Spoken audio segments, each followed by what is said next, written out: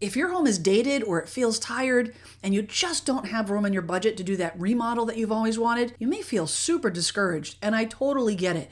The cost of home improvements have gone through the roof. And if you're getting your house ready to sell, you might think you'll have to do deep discounts in order to get it sold. But I have some good news. There are a few ways that you can update your dated home without draining your bank account. And although you might be thinking of selling the house as is, buyers will pay more for a house that feels updated even if it hasn't been completely remodeled. So in this video, I'm going to give you 10 ways to breathe life into your dated home. And with each tip, I'll rate them on a scale of 1 to 5 hammers, 1 hammer being the easiest, 5 being the most advanced. I'll also rate it on a scale of 1 to 5 dollar signs, 1 being the least expensive and 5 being the most expensive. Now the first tip is going to be painting. Painting can dramatically change the look and feel of a room and is definitely the most cost-effective way to update your home. And not only can you paint walls, but you can paint trim and baseboards, doors, closet doors, even cabinets to give it a fresh feel. Oftentimes with paint, colors will be outdated. Over time, the sun will fade the walls, and a fresh coat of paint can be an amazing transformation in a room. Now, when you're picking your paint colors, you want to make sure you pick the right colors for the right room. Believe it or not, there are colors that are recommended for the bedroom versus the kitchen versus the living room. And you want to make sure that you're in the right color palette. You also want to look at neutral colors, warm colors. Beige, grays, and warm whites are always a safe way to go, especially if you're thinking about putting the house on the market. Now, picking paint colors can be a little tricky. You want to pay attention to how long you're actually going to be living in the house. If you're planning to be there for 3, 5, 7 years or more, then you can go with the colors that you like and not necessarily stick to the mainstream colors. But if you're planning to sell your house in the next 3 years, you really do want to paint the neutral colors, the colors that appeal to the most number of buyers. Now, a few tips on painting. One of the things that I like to do is get a few of those color swatches and use some painter's tape and tape them on different parts of the room. At different parts of the day, those colors will change. And I usually leave the swatches up for at least a week or so just to get a feel for the color. And then the other thing is that painting is at least 80% prep. You don't want to rush through the preparation process, the sanding, the cleaning, preparing the area before you paint. There's nothing worse than walking into a room and knowing that it's a sloppy paint job. It's almost worse than not painting it at all. Now, painting, I'm going to give it 1 hammer. It's not difficult, it's just time consuming. And I'm going to give it $1 sign. It is probably the least expensive home update that you can do. Now, the next tip is going to be to update your switches and your outlets. Now, if you live in an older home that's 20 or 30 years or more, you might have those almond color or even yellow colored light switch covers and outlet covers. And replacing those covers with a white plate is super easy. Now, you may want to take it a step further and replace the switch or the outlet itself. The color may match the plate, and if you put a white plate on a yellow outlet, it's not going to look that great. You also may have outlets that have paint on them. Oftentimes, painters will get really lazy and they'll paint right over the edges of the outlet, and it looks really sloppy. Now, it's becoming more common for light fixtures to be LED. So if your switch controls an LED light, you want to make sure that you update that switch to an LED switch. I would also take a look at your thermostat. If you have an older style thermostat, either a Mercury, Honeywell dial type, or an older programmable thermostat, I would replace it. Get something new, fresh. They have become super inexpensive, and if you're going to paint and you have new light switches, it'll stick out like a sore thumb if you have an older, dingy thermostat on the wall. Now, replacing light switch covers is relatively easy, but when you get into replacing switches and outlets and maybe a thermostat, it gets a little bit more difficult. So I'm going to give this 2 hammers on the difficulty scale, and I'm going to give the cost a $1 sign, primarily because switches and outlets in itself are relatively inexpensive. And the thermostat can get expensive, but you can also go with a thermostat that is a basic single programmable thermostat that doesn't break the bank. Now, staying in the area of electrical, the third tip is going to be replacing light fixtures. Now, lights have come a long way. We've gone from incandescent to fluorescent to LED. And depending on how old your home is, updating those light fixtures could make a huge difference to the overall look and feel of your space. I would first look at your ceiling lights. If they were over 20 years old, I would absolutely replace those. Now, if your recessed lights still take a light bulb, I would absolutely consider replacing it with an LED wafer light. Now, these wafer lights throw a ton more light They're nice and flush up against the ceiling. I did a video on them. You can check it out here where I kind of talk to you about how they actually get installed. They're really simple to install and they're not that expensive. And then if you are replacing the lights, I would just check to make sure that they are dimmer switch compatible.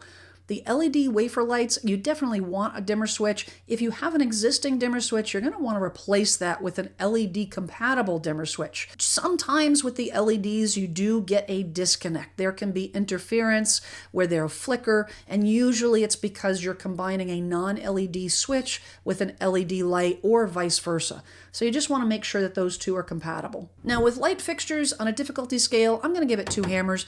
It's not super complicated. It just can be a little time consuming. And then on the cost, I'm going to give it $2 signs. You don't have to spend a ton of money to replace light fixtures. Yes, you can go on the opposite end and spend a fortune, but if you just want to get new LED fixtures, you want to get new wafer lights to replace your old recessed lights, you don't need to break the bank. Now the next tip is going to be replacing your hardware. Replacing doorknobs and cabinet pulls is a super easy way to update a room. Replacing older rusted hinges, especially in the bathroom area where it's used to having a lot of humidity. I would go with a satin nickel or a matte black finish.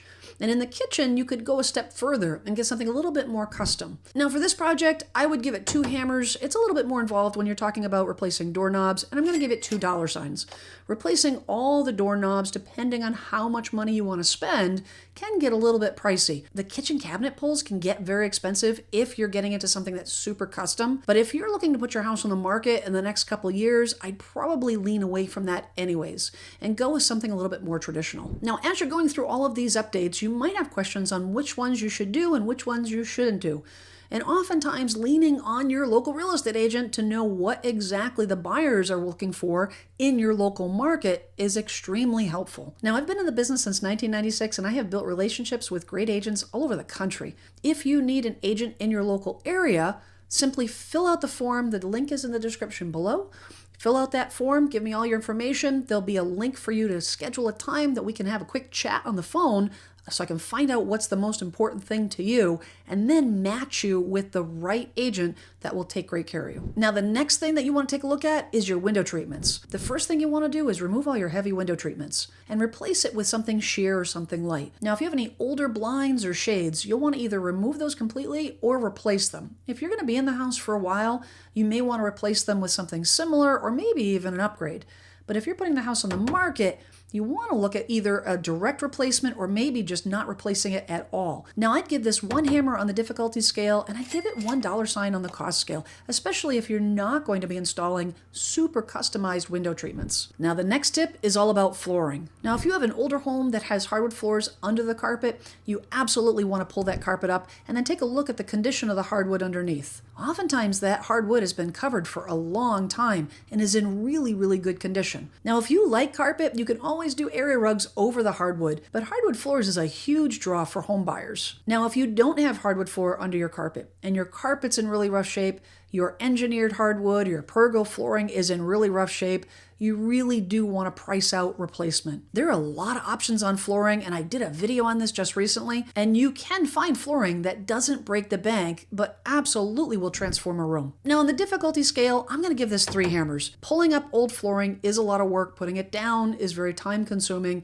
It's not overly complicated, but you absolutely do need to do your homework to make sure that it does get installed correctly. And on the cost, I'm going to give it $3 signs. It does vary greatly depending on if you're going to do hardwood, luxury vinyl plank, you're going to do engineered hardwood or rolled vinyl. So you want to price out all of your options, but having newer flooring to replace older damaged flooring is a huge improvement to a dated house. Now, another area that you can update without breaking the bank is the kitchen and the bathroom. If you have an old tired kitchen or an old tired bathroom, to remodel those entirely can get super expensive.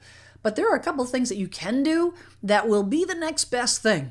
The first thing I would recommend is look at your faucets. If you have the older contractor style faucet in your bathroom and you replace it with an updated brushed nickel faucet, it makes all the difference. And when you're replacing the faucets, either in the kitchen or the bathroom, it is a good idea to replace the plumbing fixtures underneath the sink as well. Another thing you could do is to update the countertops. And if you have a standard size vanity in your bathroom, oftentimes replacing that countertop is not that expensive. Now, again, you want to consider how long you're going to be in the house.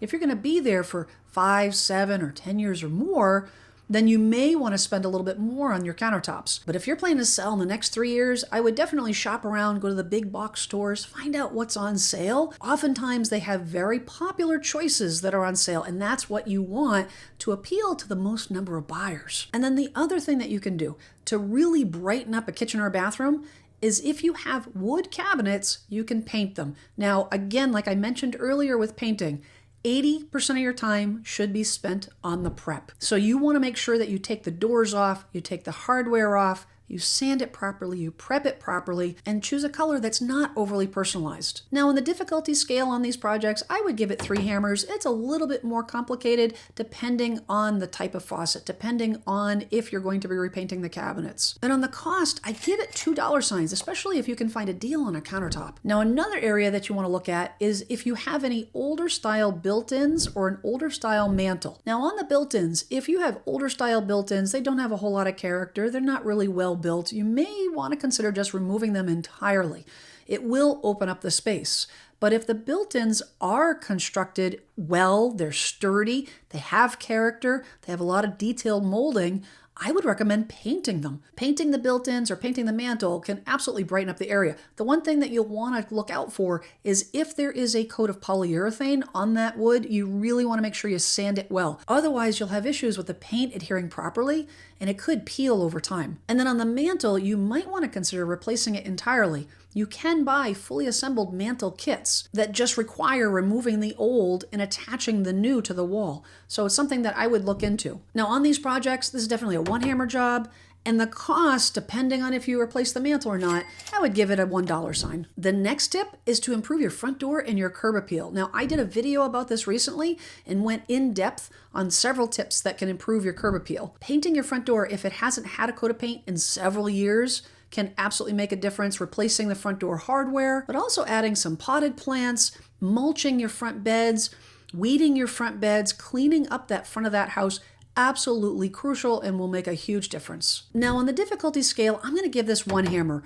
Updating your curb appeal, landscaping, it's not overly difficult, it's just a little bit more labor intensive. But on the cost factor, I'm going to give it $2 signs, mostly because when you start buying shrubs and adding to your landscaping, it can get very expensive very quickly. So you want to keep that in mind. And then lastly, the least expensive way to update a dated home is to declutter and deep clean. It's amazing how much it will change a room by decluttering and deep cleaning every nook and cranny in a room, especially if you've been in the home for more than 10 years. The amount of things that we collect over time that we don't even see and we don't even realize that we have, and then we start taking those items out, completely changes the entire dynamic of the room. Now, I did a video specifically about that. You can check that out here. Now, even if you only do 1 or 2 of these items, it will change and improve your home. It'll change the feel of your home. It'll change the look of your home. And if nothing else, it'll improve the enjoyment of your home. Now, there are a lot of things that you can do, and there are a lot of things that you shouldn't do to your home, especially if you're looking to sell in the next couple of years. If you're interested in learning about updates that don't add value to your home, you're going to want to check out this video. I'm Jen Sylvester, and I'm here to help you be a savvy home seller.